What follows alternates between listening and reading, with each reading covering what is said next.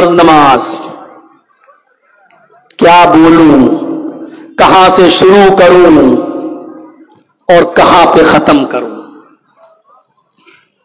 नमाज के सिलसिले में हमारी सोसाइटी, हमारा समाज क्या है। समाज के अंदर बहुत जल्दी मीटिंग हो जाती है, फला लड़की को फला लड़के ने गांव में छेड़ा है, पंचायत बैठ जाती है, इतना रुपया जुर्माना दो या शादी, सजा मुतय्यन हो जाती है, पंचायत बैठ जाती है। वाह रे गांव के पंचायतियों, मुबारकबादी के लायक हो तुम। लेकिन दिल पे हाथ रख के बताना, जिसने आपके मोहल्ले में फजर की नमाज न पढ़ी हो, उसके लिए तुमने कौन सी पंचायत की है। असर की नमाज के वक्त वो अपने खेत में खेत जोत रहा था, तुमने उसके लिए कौन सी पंचायत की है। और अगर नमाज छोड़ने पर पंचायत नहीं कर सकते हो, तो फिर लड़के और लड़की के मामले में लेके भाग गया या जिना कर लिया, उसके लेके पंचायत, इतने रुपए जुर्माना दे लड़के वाला, तुमने फला की लड़की की जिंदगी बर्बाद कर दी।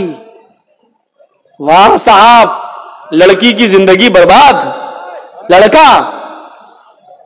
मैंने कोर्ट के अंदर एक बहस में लेडी वकील की ये बहस सुनी है अपने कानों से, कि जब वो लेडी वकील लड़के का मुकदमा लड़ रही थी और लड़के का मुकदमा जेंट्स वकील लड़ रहा था, लड़की का मुकदमा जेंट्स वकील और लड़के का मुकदमा लेडी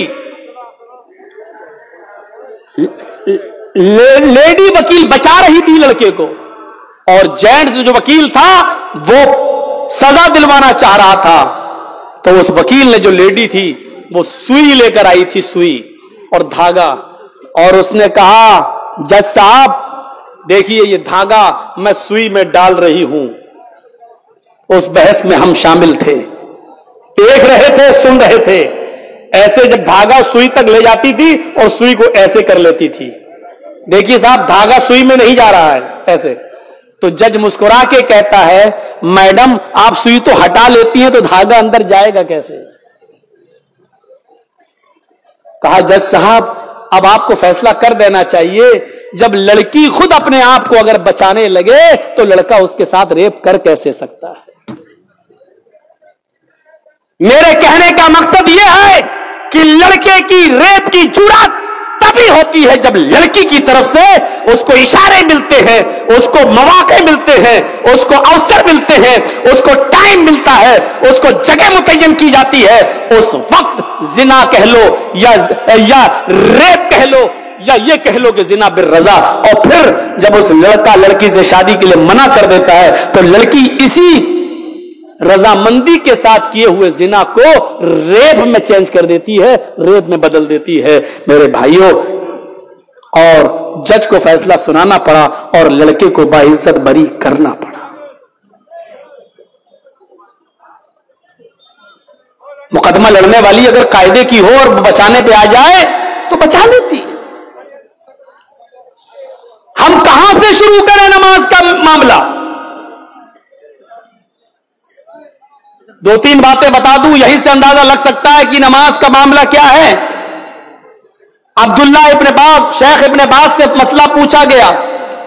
एक औरत ने मसला पूछा कि मेरा शौहर नमाज नहीं पढ़ता, क्या मैं अपने शौहर के साथ, बेनमाजी शौहर के साथ रह सकती हूं या नहीं।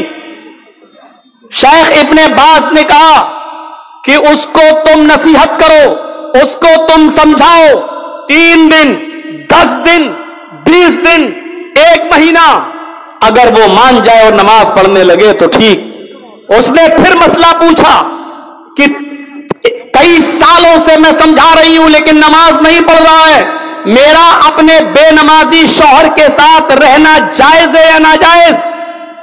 शेख इब्न बास ने फतवा दिया कि एक मोमिना औरत का, एक नेक औरत का बेनमाजी आदमी के साथ रहना सरासर हराम है।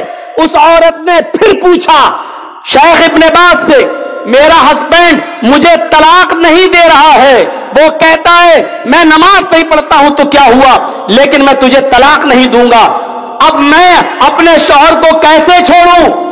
शेख इब्ने बाज का फतवा था कि जब तेरा शौहर नमाज ही नहीं पढ़ता, और जब नमाज नहीं पढ़ता तो वो मोमिन ही नहीं है, और जब मोमिन ही नहीं है तो तू उसके निकाह में ऑटोमेटिक नहीं है, और जब उसके निकाह में तू नहीं है तो तलाक की जरूरत ही नहीं है। निकाह काजी से फिस्क करा और एक हैज, एक पीरियड इंतजार करके अपना दूसरा निकाह कर ले, शौहर तलाक दे या ना दे, क्योंकि बेनमाजी जब मोमिन ही नहीं है तो तलाक की जरूरत भी नहीं है, तो इद्दत गुजार के दूसरा निकाह कर सकती है।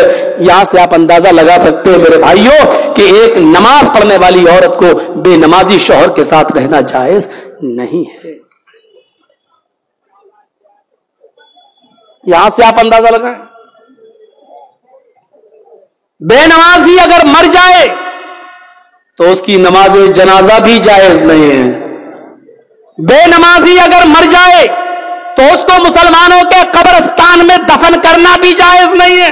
चल रहा है